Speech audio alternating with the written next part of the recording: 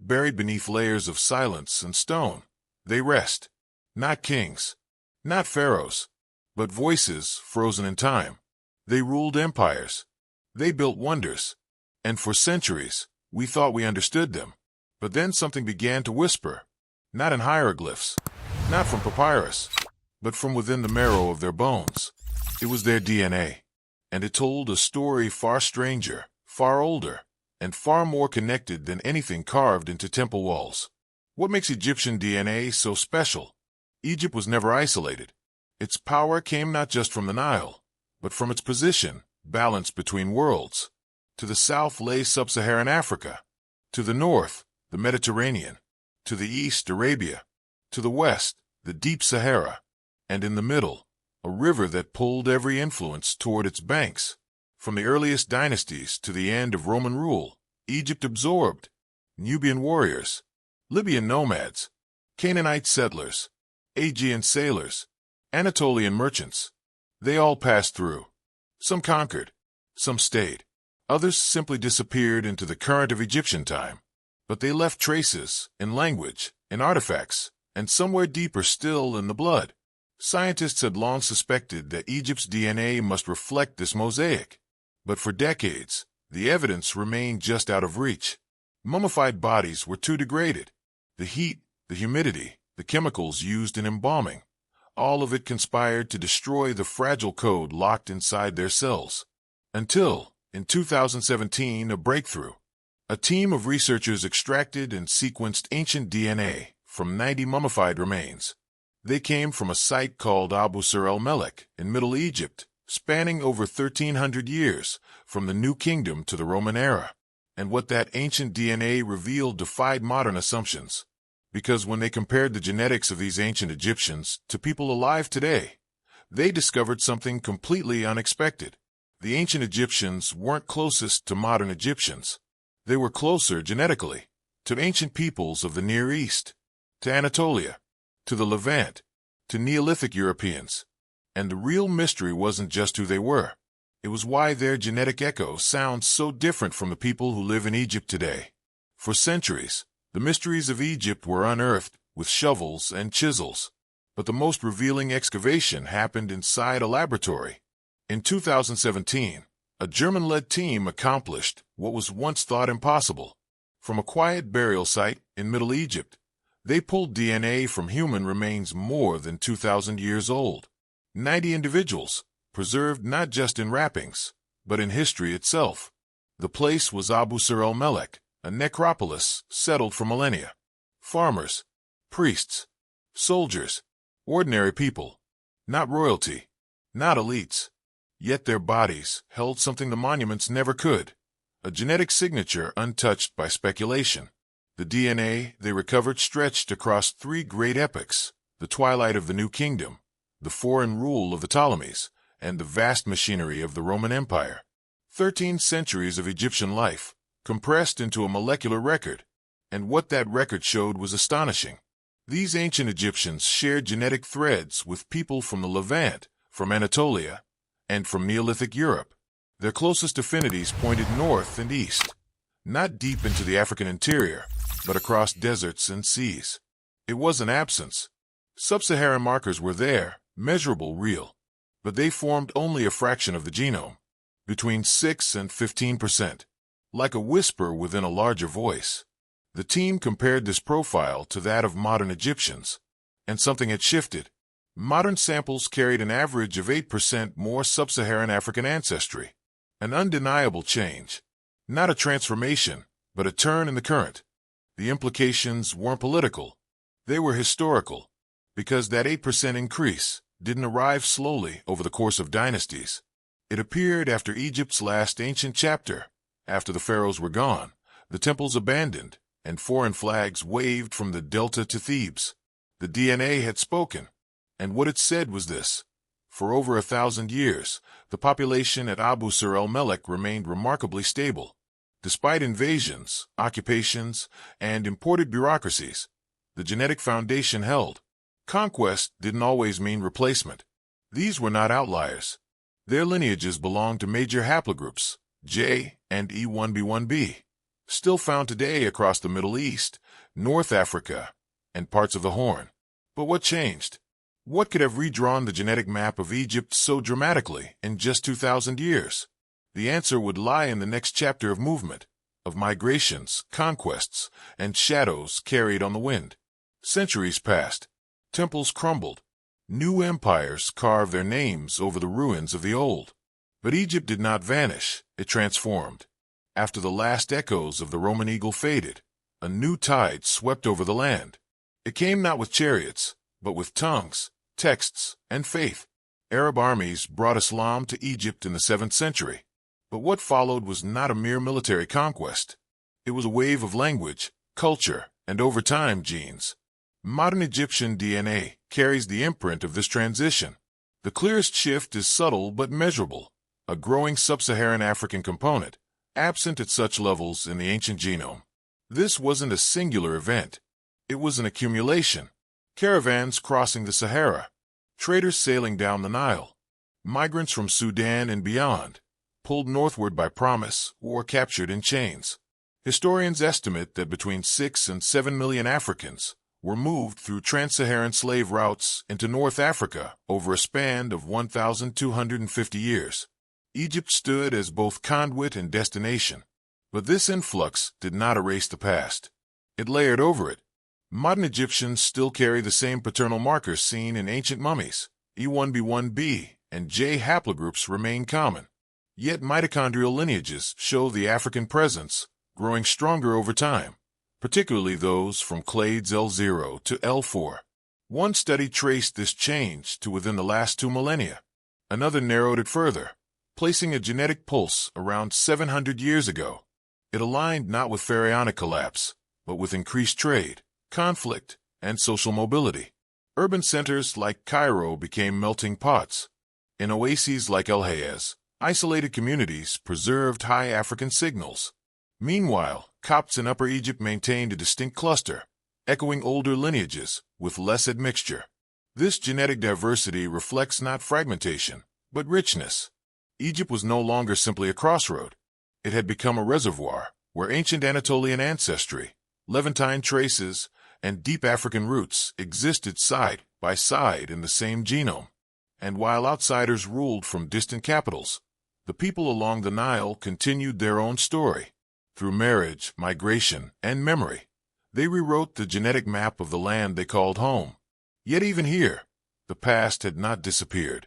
It had adapted, woven into the very people who still walked the same dust, drank the same river, and buried their dead beneath the same stars. When ancient rulers were buried, they were sealed not just in stone, but in silence. Their names endured, their monuments towered, but their true origins remained obscured, until science peeled back the linen. Among the most revealing cases was that of Ramesses III, one of the last great pharaohs. Revered as a warrior king, he defended Egypt against invasions from the Sea Peoples. Yet inside his bones lay a twist. His Y-DNA traced to haplogroup E1b1a, a lineage now most common in West and Central Africa. A genetic echo far removed from the Eastern Mediterranean affinities seen in the general ancient population. And he wasn't alone. Another royal mummy, labeled Unknown Man E, believed to be his son, Pentar, the disgraced prince, carried the same haplotype. Father and son, bonded in blood and betrayal. Elsewhere in the royal tombs, another family whispered through genomes. The line of Akhenaten, Tutankhamun, the Boy King, the icon of Egyptian splendor. His paternal haplogroup, R1b, a branch widespread today in Europe. This was not the lineage of Ramesses, nor the J haplogroups seen in Abu Sir el-Melek. This was something different, shared not just by Tutankhamun, but also his likely father Akhenaten and grandfather Amenhotep III. The same dynasty, yet rooted in a distinct genetic thread. The queens, too, carried complexity. Tai, matriarch of the 18th dynasty, bore mitochondrial haplogroup K, shared by her husband Uya and her daughter-in-law Thuya. These maternal lineages are still found across Eurasia today, from the Levant to Central Europe. In another grave, from a different time, a high official named Jehudinect told yet another story.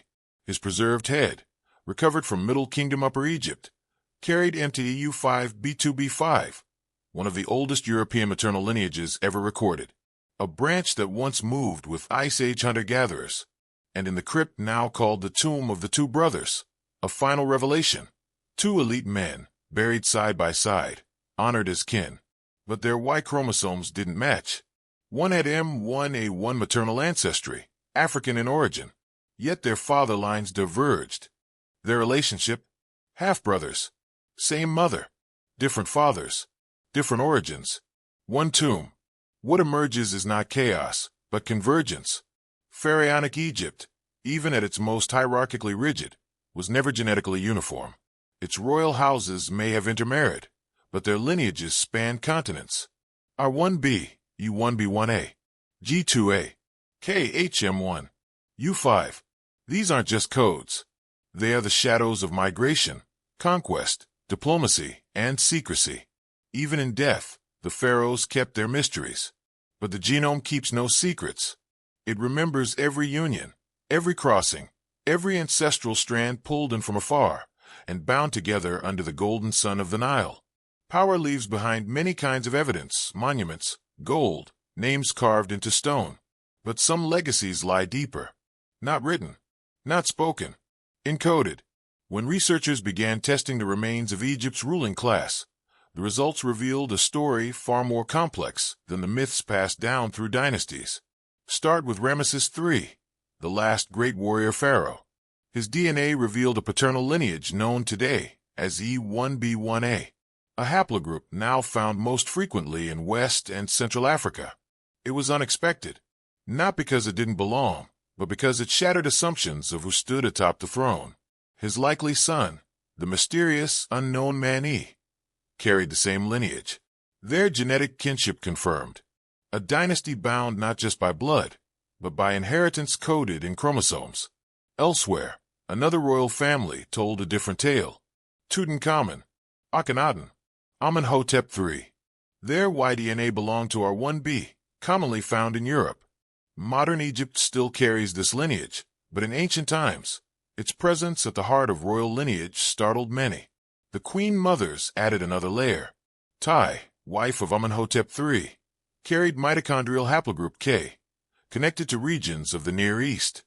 Yuya and Thuya, her in-laws, traced to K and G2A, both present in modern Egypt and shared with Eurasian populations.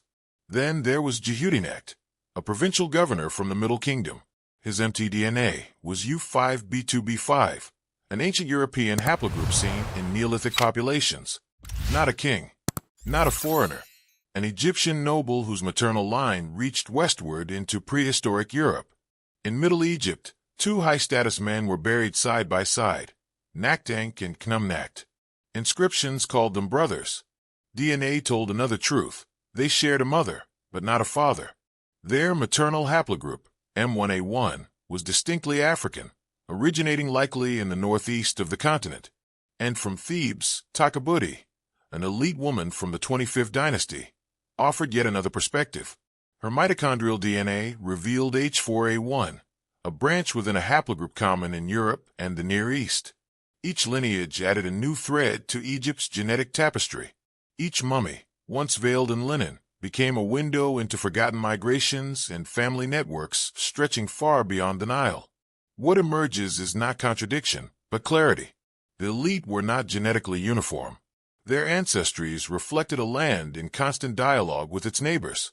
Trade, diplomacy, marriage, and conquest had shaped even the most privileged bloodlines.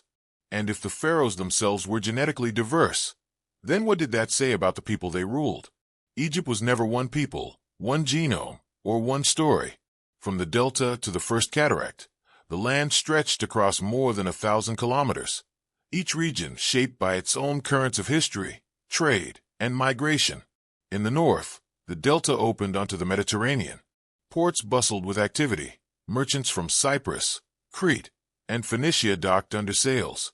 Genetic studies of this region show higher concentrations of haplogroups J and R1b, lineages common across the Levant, Anatolia, and southern Europe.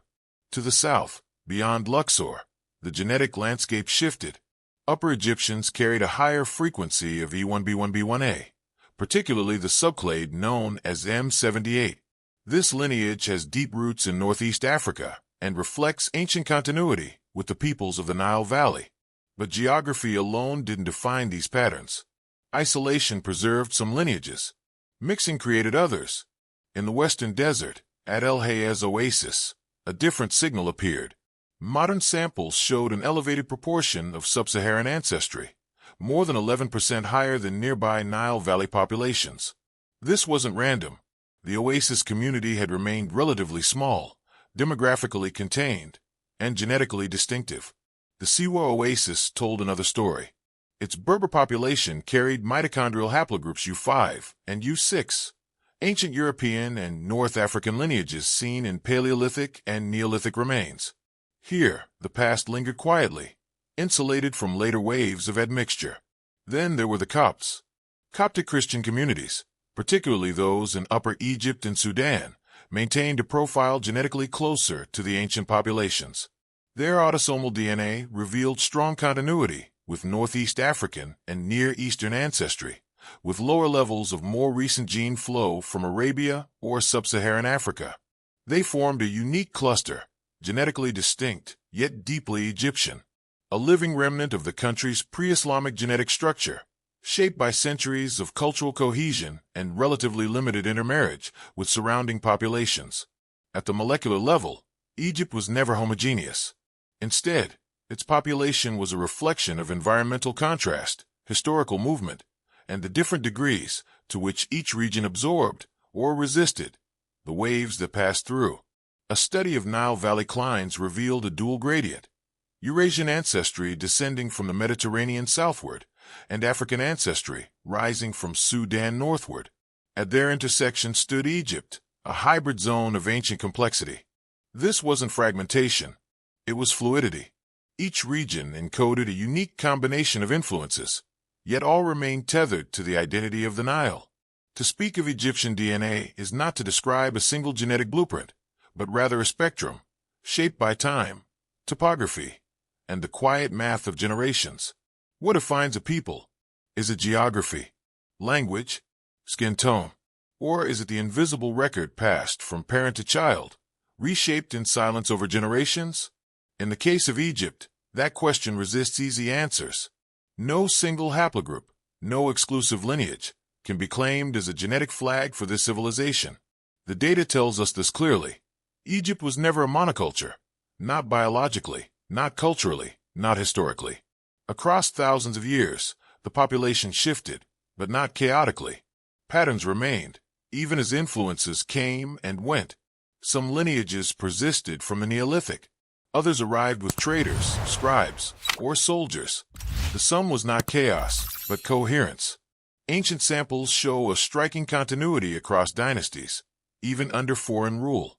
The Roman, Persian, and Greek occupations left faint genetic impressions, but they did not override what came before. Even in the face of conquest, the local population endured, not just in name, but in structure. Yet modern Egypt looks different. Its genome reflects later admixture, layers of interaction with sub-Saharan regions, Arabia, and beyond.